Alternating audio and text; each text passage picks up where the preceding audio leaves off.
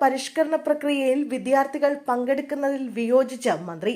പരീക്ഷയില്ലാത്തവരെയാണ് പങ്കെടുപ്പിക്കുന്നതെന്ന് collector. Voter പട്ടിക പരിഷ്കരണ പ്രക്രിയയിൽ വിദ്യാർത്ഥികൾ പങ്കാളികളാകുന്നത് സ്വമേധയായിരിക്കുമെന്നും ആരെയും നിർബന്ധിക്കില്ലെന്നും തിരുവനന്തപുരം ജില്ലാ കളക്ടർ അനുകുമാരി അറിയിച്ചു.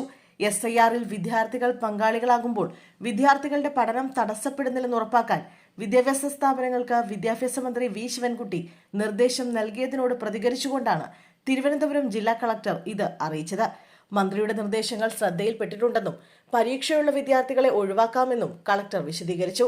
വിദ്യാർത്ഥികളുടെ പഠനത്തെ ബാധിക്കരുതെന്ന് വിദ്യാഭ്യാസ മന്ത്രി തന്നോട് നേരിട്ട് നിർദ്ദേശിച്ചതായും കളക്ടർ പറഞ്ഞു. വിദ്യാഭ്യാസ മന്ത്രി എന്നെ വിളിച്ചിരുന്നു.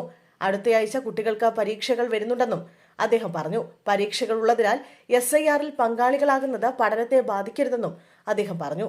ഇക്കാര്യം ഞങ്ങൾ മനസ്സിലാക്കിയിട്ടുണ്ട്. ഞങ്ങളുടെ മിക്ക വോളണ്ടിയർമാരും കോളേജ് വിദ്യാർത്ഥികളാണ്.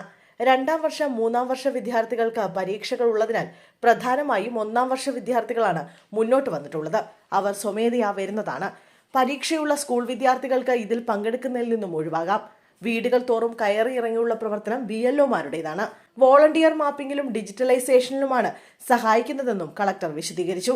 സമഗ്ര വോട്ടർ പട്ടിക പരിഷ്കരണവുമായി ബന്ധപ്പെട്ട ജോലികൾക്ക് വിദ്യാർത്ഥികളെ ഉപയോഗിക്കാനുള്ള നീക്കത്തിനെതിരെ വിദ്യാഭ്യാസ മന്ത്രി വി ശിവൻകുട്ടി നേരത്തെ രംഗത്ത് വന്നിരുന്നു. തെരഞ്ഞെടുപ്പ് അനുബന്ധ ജോലികൾക്കായി NSS NCC വോളണ്ടിയർമാരായ വിദ്യാർത്ഥികളെ നിയോഗിക്കാനുള്ള ചില റവന്യൂ ഉദ്യോഗസ്ഥരുടെ ആവശ്യം പഠനത്തെ തടസ്സപ്പെടുത്തുമെന്നും അത് പാടില്ല എന്നുമായിരുന്നു മന്ത്രിയുടെ നിലപാട്.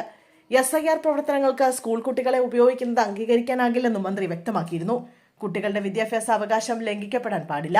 ഓഫീസ് ജോലികൾക്കോ മറ്റു പരിപാടികൾക്കോ കുട്ടികളെ ഉപയോഗിക്കരുതെന്നും മന്ത്രി നിർദ്ദേശിച്ചു. ഇതിന് പിന്നാലെയാണ് വിശദീകരണവുമായി ജില്ലാ കളക്ടർ രംഗത്ത് വന്നത്.